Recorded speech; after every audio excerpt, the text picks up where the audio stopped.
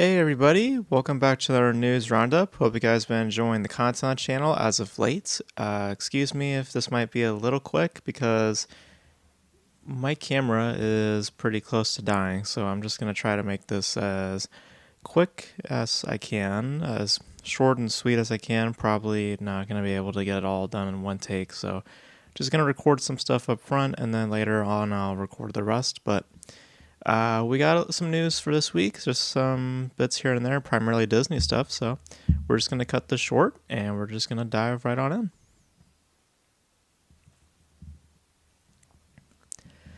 So the first thing that we're going to discuss revolving Disney is in regards to a franchise that may be seeing a return in one form or the other, and that's with Pirates of the Caribbean. Now, it seems that according to an article published by Variety, which discussed some of the current earnings and some of the future struggles for Disney's film slate, which we'll get into more also in a second.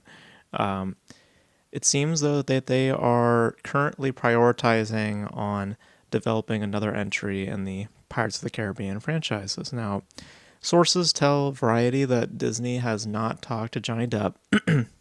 They have not drawn up any contracts yet, or if they ever will. But according to Jerry Bruckheimer, who's a veteran producer of the series, there are apparently two different versions of a specific script. One variation which may involve Johnny Depp, and following up from the last entry, which is Dead Man Tell No Tales, which came in 2017. But this all hinders on the reconciliation between Johnny Depp and Disney after the fallout that happened with Amber Heard and all of her bogus allegations and how that really destroyed Johnny Depp's career in a big way.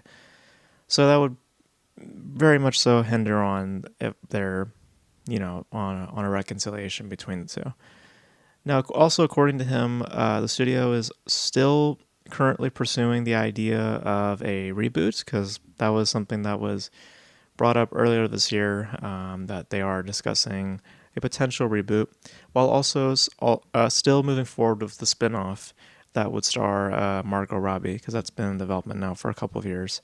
So they're still working on those as well, and there's the idea that Johnny Depp may also return in a idea as well. So essentially, they say there's two scripts, but really there's three.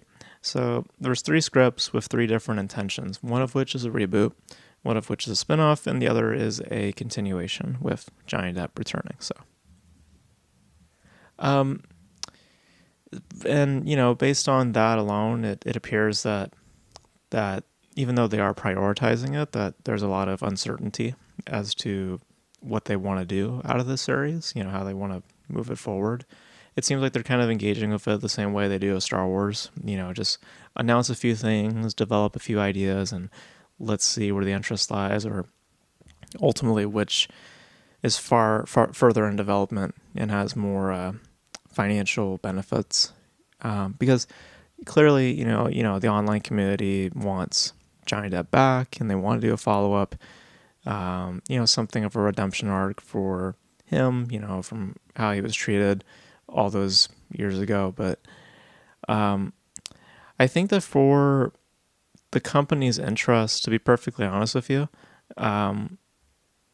just how everything is currently, and once I explain a little bit more, I really think that it's best to roll out a reboot, because on one level, I really doubt that Johnny Depp is going to come back. I think that he's made it fairly clear, especially when you watch the trial, the Amber Heard trial, through the court proceedings and what happened afterwards. He's not very keen on returning to work for Disney, especially after how they treated him and how it affected his career.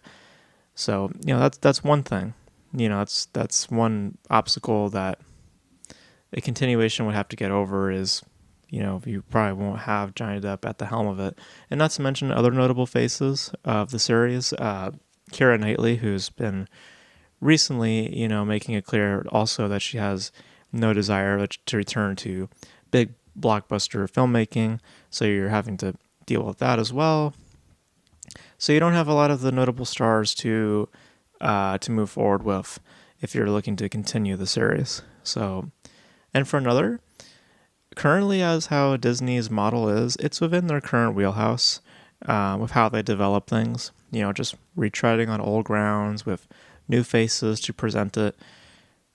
It just, I think, is more in their wheelhouse at the time right now to just roll out a reboot and just by what is there, what they can use at their disposal. I just think that there's more benefits to reboot it, especially with utilizing younger faces. Like I said in the past, if they're going to do another Jack Sparrow, I know that they're probably going to go with like a Timothy Chalamet because there seems to be more profit, in that regard, Also, not saying that it would prove to be more financially successful, because the Pirates franchise has been a very successful franchise. What I'm saying is that I don't believe the stars will align in the specific instance, with doing a continuation. So I feel like a spinoff also would feel a bit. It wouldn't feel as purposeful. So I think that I just feel like it's better suited for a reboot at this point. So yeah. So, because I don't think you're gonna get Johnny Depp back anytime soon. That's my guess anyway. But yeah, we are getting a Pirates film. But my guess is either it's going to be a reboot or it's going to be a spinoff. Because I really doubt that you're getting a sequel. So, but that's my feeling on that. So.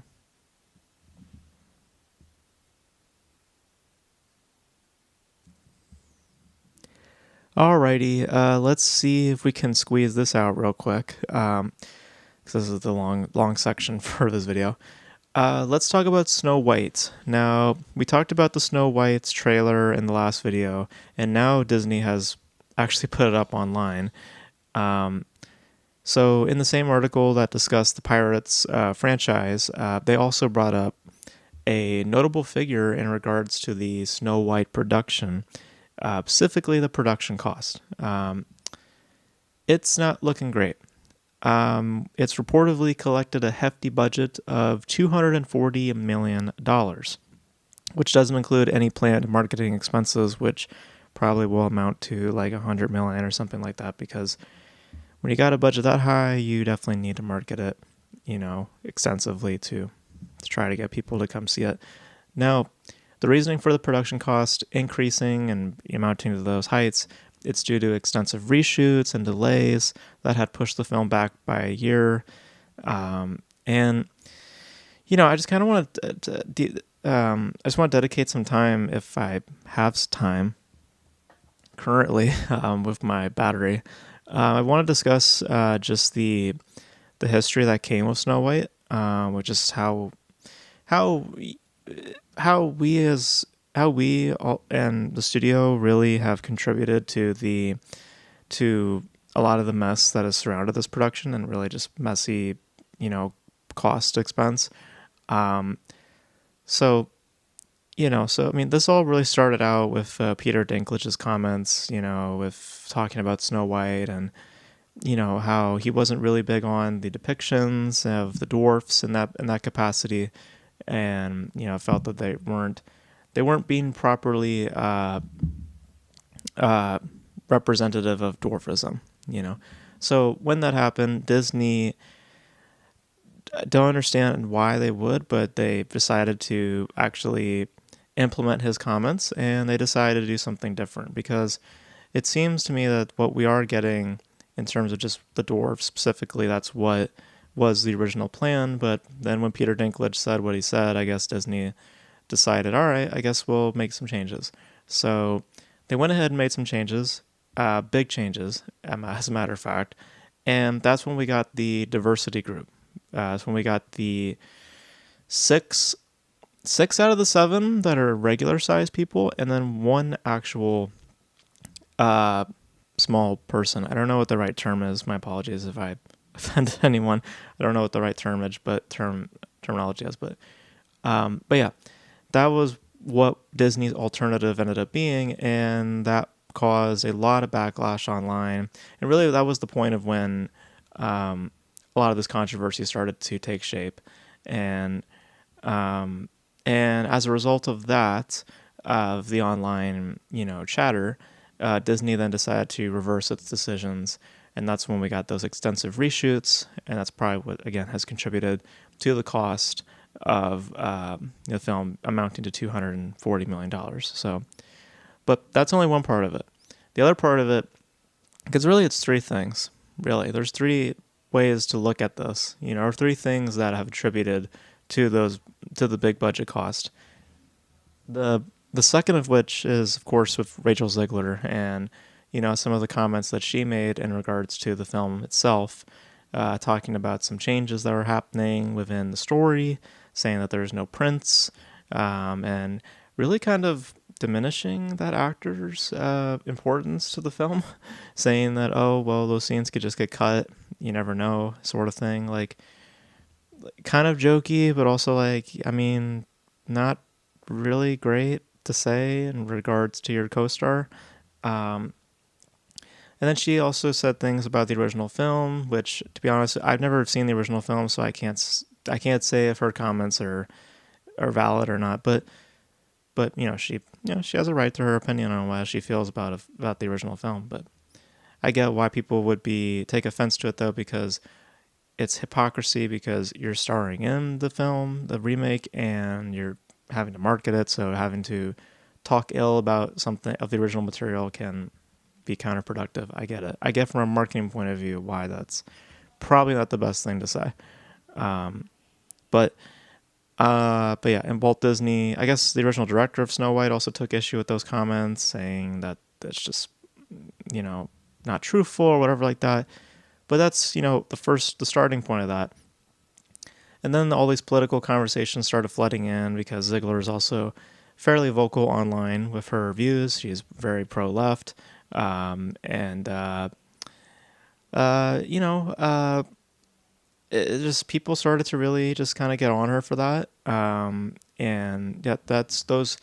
It really has morphed a lot into the state of the conversation of Snow White. It's really have morphed into a political discussion, so much so that the right has actually made a film in response to the Snow White film being made by Disney. So Daily Wire, who is a notable right-wing organization, they are actually, or a right-wing media outlet, they are actually working on a Snow White film, and they have a teaser out and everything in direct response to this. So just adding more of a political edge to this whole discussion that really does not need to be here.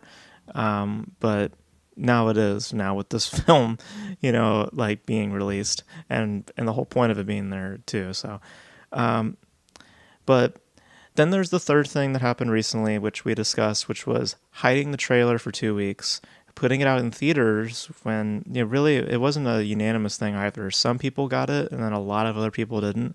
So if you went to see Wicked on opening weekend, you may or may not have been a preview to the Snow White trailer, because for some reason Disney did not send the file to everybody. Some auditoriums got it, some others didn't.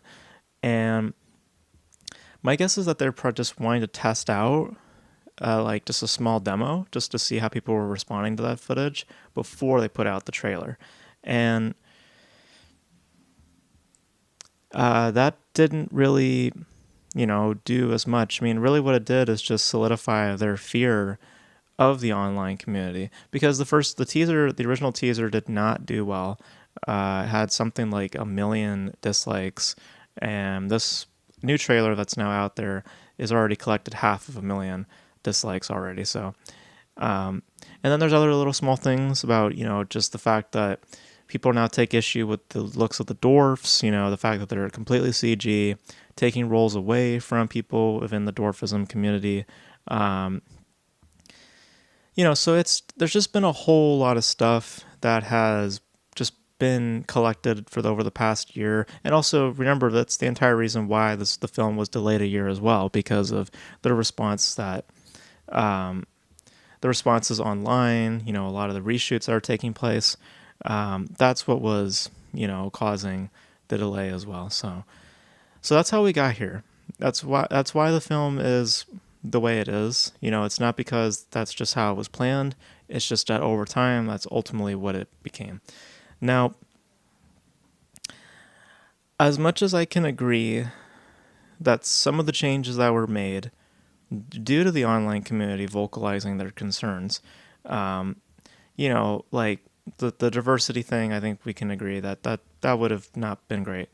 Um, but again, that was in response to Peter Dinklage's comments, so it wasn't that Disney themselves planned that out. That wasn't something that they had planned out from the beginning. That was in response to Peter Dinklage's comments, even though Peter Dinklage has no jurisdiction on the film.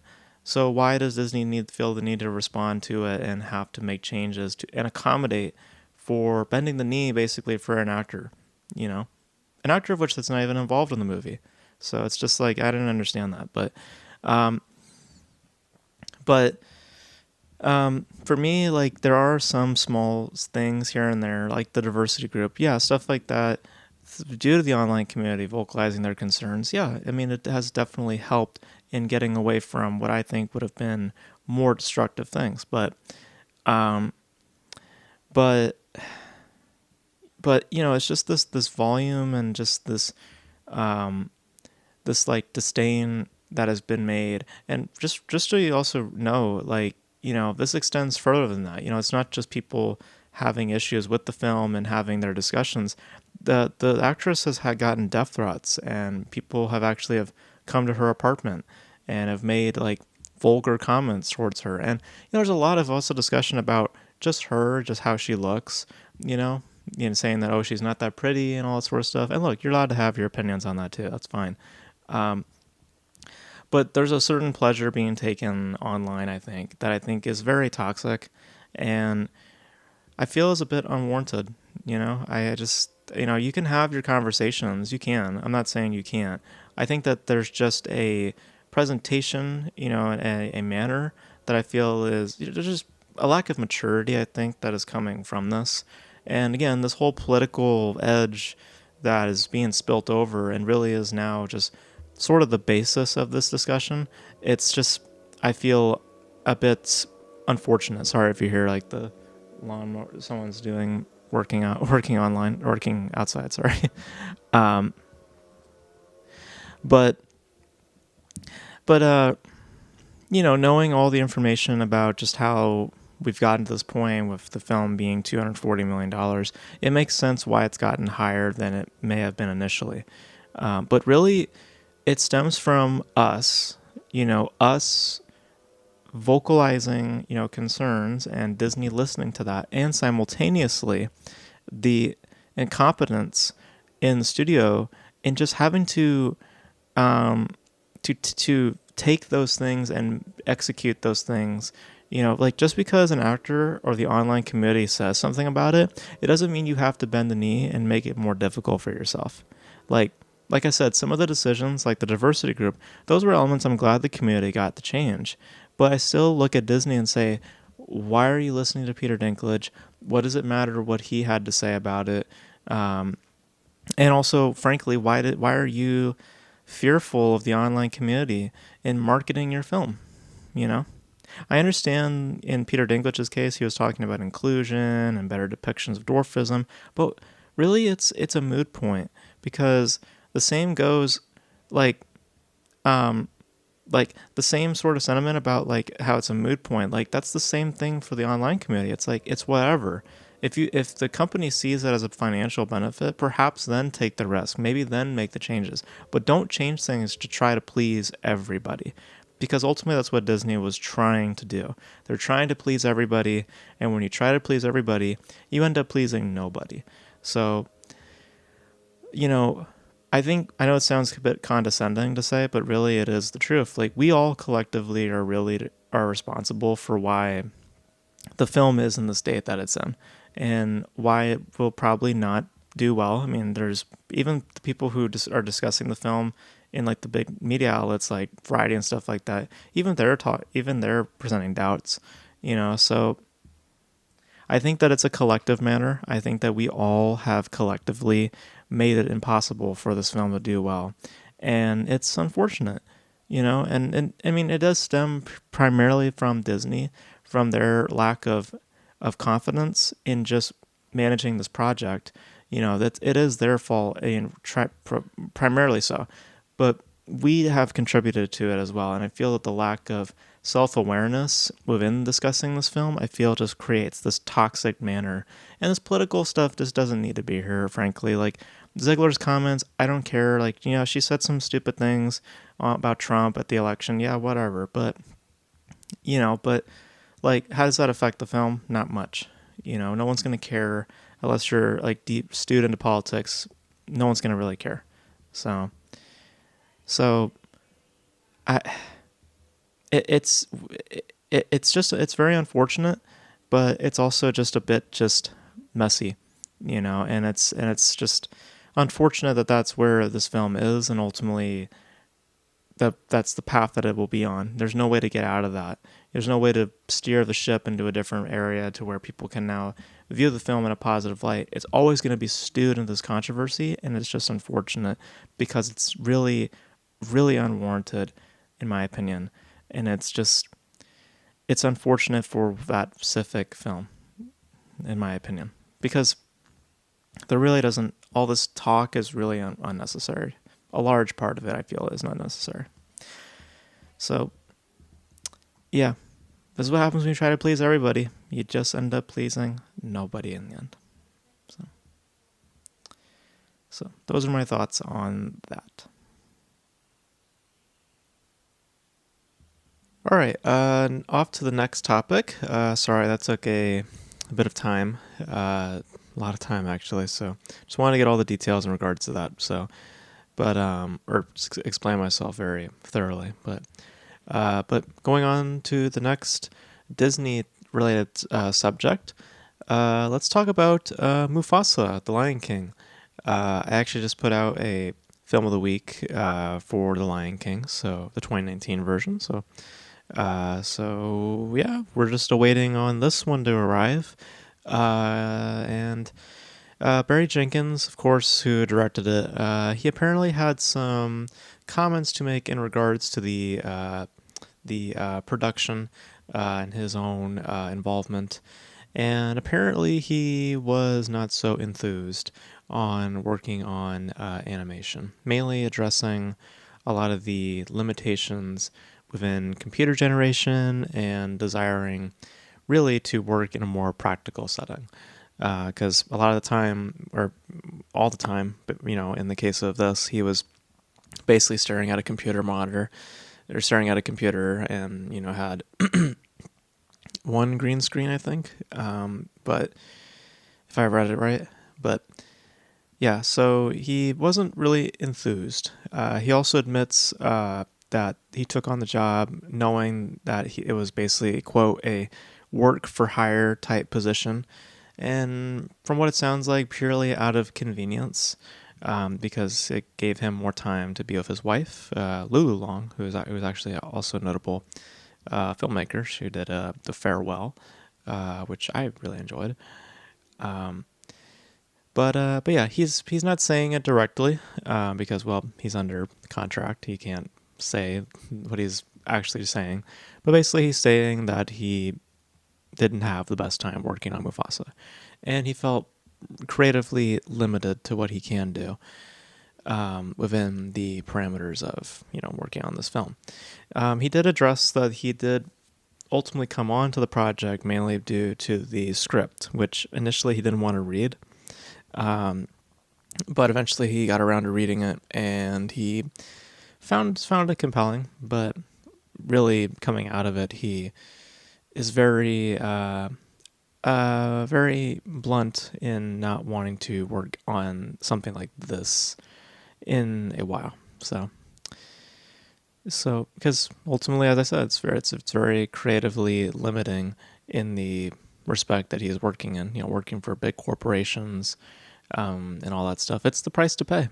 It's a give and take. It's on one side, which is likely the motivation for him to work on this. You get to give, you get more awareness to your name. You also get a higher pay, and frankly, you just get more opportunities for your own projects to be given the green light because you have more name value, more value to your name because of working on notable IPs and stuff. So And depending on the success, obviously, of how a film like Mufasa does, it will obviously, you know, either benefit him or not. So, um, but and also it really depends on your status. Like depending on your notability in terms of a name, you'll probably be able to just bounce out of the system. Being this instead of the system really dictating to you what your career is going to be. Um, which is why it's tragic to see a lot of these small-time filmmakers work on high-profile work and get stuck in that system, and they get stuck in that space. Just being on, like, literally just work for hire, not where they can, branch out to work on a small film, to work in their own space, because all they are now is just an employee. So So basically, he's saying what he's saying because it's the truth, but he can't say outright that the exact words of "I did not have a great time with this." Um, he's just interested in partaking. Like, how do I say it? Like he's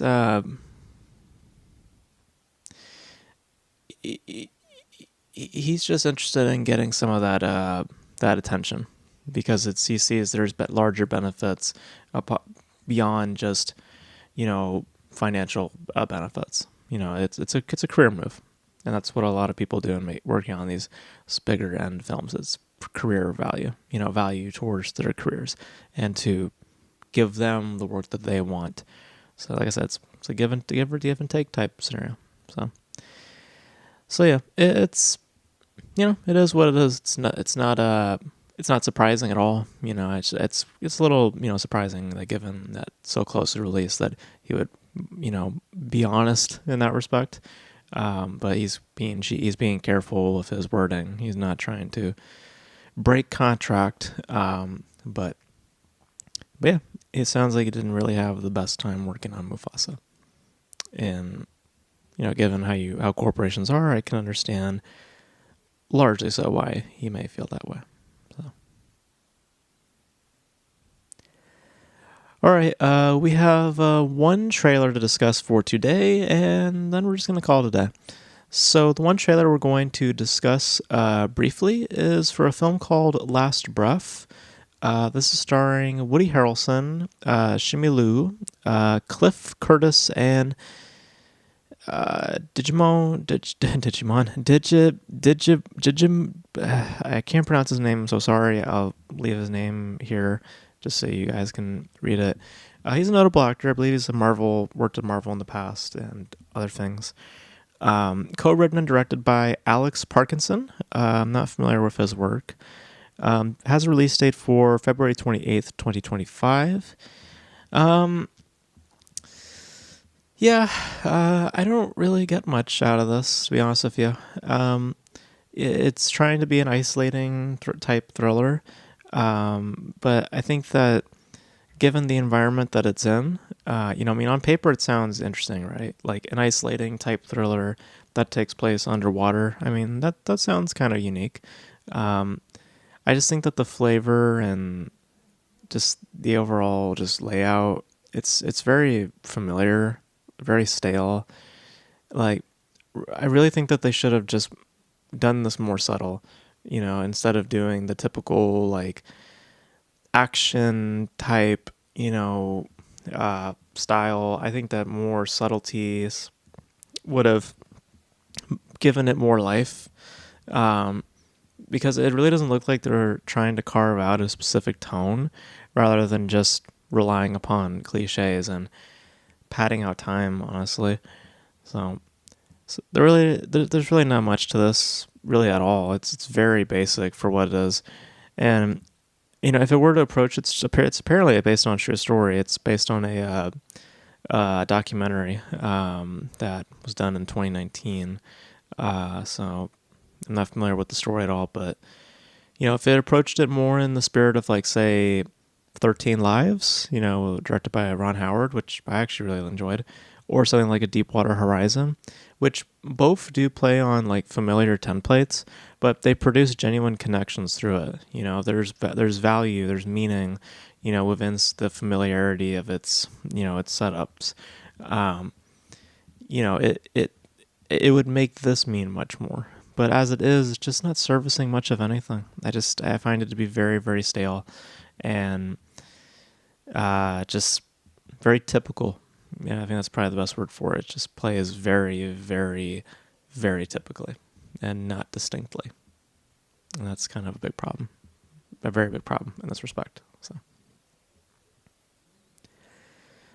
but yeah. Those are the topics for this week, guys. Thank you guys for tuning in. Pretty much a Disney related episode. So, excuse me if you hear some kids screaming outside. It's just Friday night. So, but you guys let me know your thoughts. Your thoughts on Pirates potentially coming back. All the Snow White controversy. Just there's a lot of shit there. Mufasa, Barry Jenkins' comments, and with the Last Breath trailer. You guys let me know all your thoughts in the comment section below. And that's going to be it for this video, guys. Thank you guys for tuning in. And until then, I will catch you guys in the next video. Bye.